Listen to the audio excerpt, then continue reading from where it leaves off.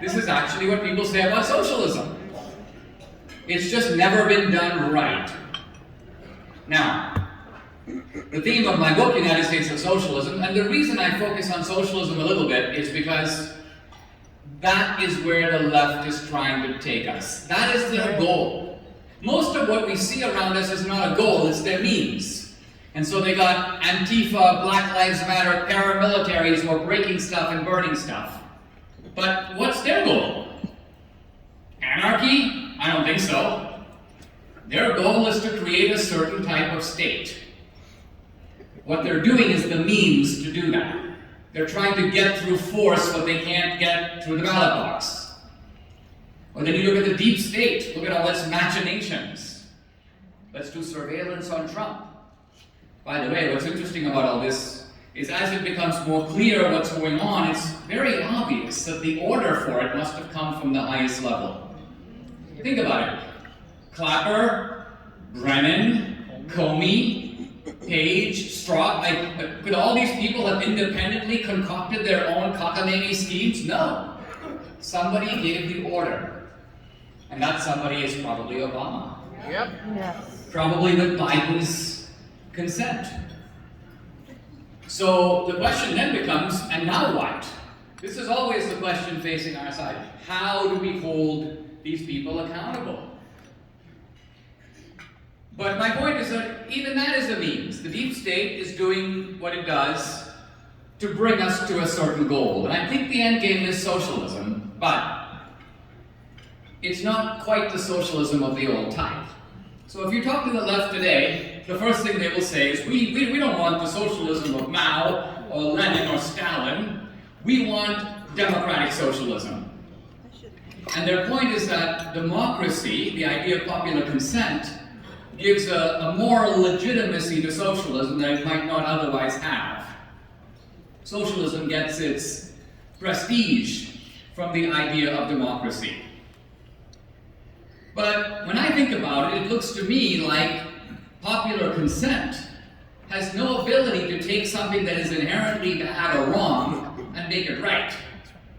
Let's look at an example. When I was a kid, I went to go to school, I would plan for recess. And in order to play games in recess, I would take in my pocket like 10 marbles to play marbles during recess.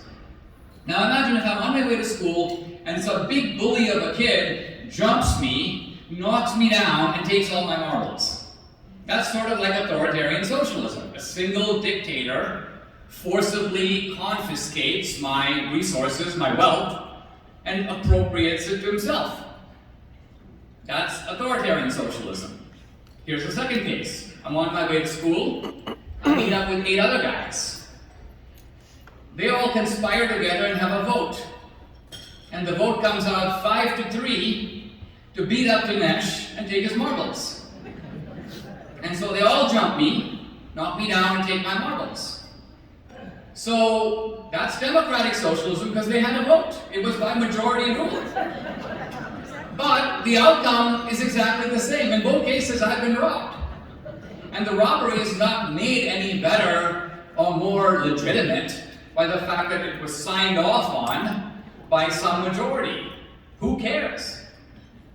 Now, the second thing that the left says, and this is perhaps even more important, is that their socialism is a more profound type of socialism than the one that Marx envisioned. See, for Marx, society is divided into 2 groups, the rich and the poor. Or as Marx made it, the workers who are exploited and the capitalist class that is doing the exploiting. Good guys at the bottom, bad guys at the top. And so Marx predicted that we need a workers' revolution to overthrow the bad guys. Now, interestingly, in America today, there is a class divide that the left tries to exploit, but they have added multiple other types of divide that they also try to exploit. Notably, so it's not just rich against poor for them. It's also black against white. It's male against female. It's straight against gay. It's legal against illegal. So this I call identity socialism. Why? Because it's a hybrid, it's a marriage of classic socialism and identity politics. And this identity socialism creates a very, very weird scenario. So recently I turn on the TV and I see LeBron James, basketball player, railing about being a victim of white privilege. So I'm thinking to myself, wow, what's going on with this dude? Now, first of all, let's look at LeBron James from the point of view of Karl Marx. Because when Karl Marx sympathized with the worker, he was thinking of some longshoreman or welder who's working like 17 hours a day. His sympathy was with the working class, Marx. Here you have LeBron James, who literally makes $100 million a year for bouncing a ball. What would Marx make of that guy? Marx could see that there are middle-class guys all over the country who are making $50,000 a year, so if you do the math, LeBron James makes 2,000 times what a working-class guy makes, whether white or black or Latino. And so LeBron James should, by all accounts, be in the exploiter class. Not only does he make so much more, creating massive inequality, but he does it based on something that is obviously based on genetic advantage. You might say, well, LeBron James works really hard. He practices a lot on the court, man. Well, I can practice a lot on the court, but I'm not 6'8". I'm not going to make it in the NBA. It doesn't matter how hard I try. This guy has won the genetic lottery, pure and simple. Yeah. So, LeBron James, by all measures, should be the bad guy, the exploiter. This is where LeBron gets a really good idea. What if I take that lens out of the camera? I don't talk about class. I now put in a new lens, the race lens. Now I can go around saying, man, you know, this white welder or longshoreman, he's exploiting me. He benefits from white privilege. Why? Because a cop is very likely to stop me on the street, but not him. First of all, if this is even true, the cop is going to stop LeBron James to get his autograph. That's right. Not to arrest him. But what LeBron James is playing is a very interesting game in which he not only wants all the privileges of, we can't even say wealth, because we're talking about extreme wealth. I mean, I think I'm doing pretty well if I'm like sitting in the first class cabin of the airplane. But this guy has his own airplane. I think I'm doing amazing if I have a maid come over once a week and clean my house. This guy's domestic staff.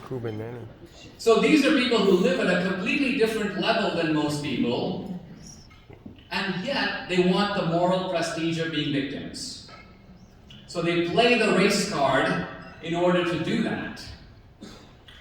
So this is identity socialism that the left is pushing.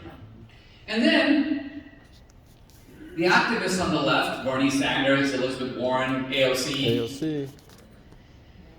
I want to say one thing about this, by the way, because some people will say, well, they're not all socialists. Dinesh, Elizabeth Warren said she's not a socialist. Biden says he's not a socialist. Biden says, I beat the socialist. First of all, Biden didn't beat the socialist. If you actually have a little bit of a memory, you realize Biden beat nobody. The Democrats ganged up on everybody else and pushed them out of the race and made room for Biden.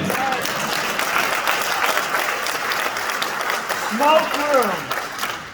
Yeah, initially when I was thinking about Biden, I'm like, this is the most bizarre candidate of a major party that I've seen in my adult lifetime. What sausage machine produced this freak of nature? And then I remembered, it isn't a sausage machine. They chose him. They actually expelled everybody else from the race. But the point I'm getting at here with this is that you can argue if Bernie is an explicit socialist and Elizabeth Warren is a socialist light, but the truth of it is, if you think of America as a spectrum with the free market on this end of the tug of war, and pure socialism on this end, ask yourself this simple question: which Democrat is pulling in the free market direction? None. They're all pulling in the socialist direction. They might pull in different degrees of intensity. So, to me, Biden differs from Bernie, kind of like Bush differs from Shove. It's a matter of degree, but that's all it is. They're on the same side and they're militating in the same direction. Now, if you talk to these guys, they'll say, well, Dinesh, it's not true that socialism doesn't work. It works in one place, Scandinavia. Now, most of us don't know a lot about Scandinavia. I mean, we know it's full of people named Sven. That's all we know. And, you know, Sven is a bit of a strange bird. I mean, Sven, even while wearing a suit, goes to work on a bicycle. And Sven carries what apparently is a lady's handbag. But for all that, we also know that life in Scandinavia isn't all that bad. So socialism does appear to be okay over there. But here's the key point. They don't have any socialism that anyone in the United States is interested in emulating. First of all, the Scandinavian countries are capitalist in wealth creation and socialist in wealth distribution. So, in wealth creation, they do not kill the goose that lays the golden eggs. Their corporate tax rate, 22%, about the same as here. They don't have any minimum wage.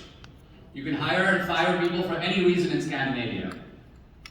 With the one exception of Norway, they don't have a wealth tax. Nor do they have any inheritance tax. You can leave all your dough to your kids. So the Scandinavians are, let's create the wealth first. They don't, the kind of financial transaction fees that Bernie Sanders and Warren have not, even Biden have now proposed for Wall Street, there's no Scandinavian country that goes near any of that.